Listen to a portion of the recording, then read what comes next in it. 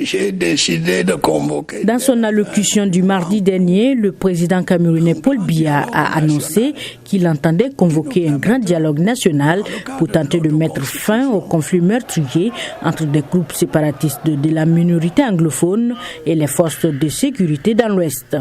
Pour l'opposition, la première condition est d'abord une amnistie générale avant toute discussion.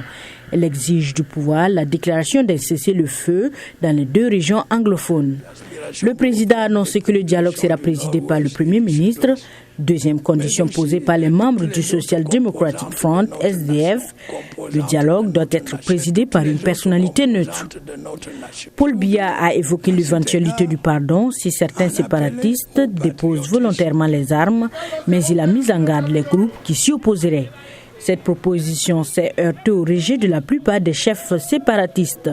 Ils exigent purement et simplement le retrait de l'armée et de l'administration centrale des régions anglophones. Jeudi, l'un des plus influents leaders de la cause séparatiste, Julius Ayuk Tabé, a déclaré que ce dialogue était un non-événement.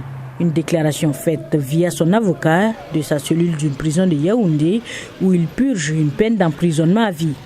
Ce dialogue, réclamé depuis le début de la crise, a toutefois suscité l'espoir de la communauté internationale et de certains Camerounais. Je pense qu'aujourd'hui, il est important que ceux qui sont en brousse, dans le maquis, pour, n'est-ce pas, freiner le dialogue, puissent déposer les armes pour venir au dialogue. La France s'est réjouie de cette initiative du président Biya et a appelé à une large concertation des Camerounais. L'ONU a également salué le processus engagé et encouragé Yaoundé à ce qu'il soit inclusif.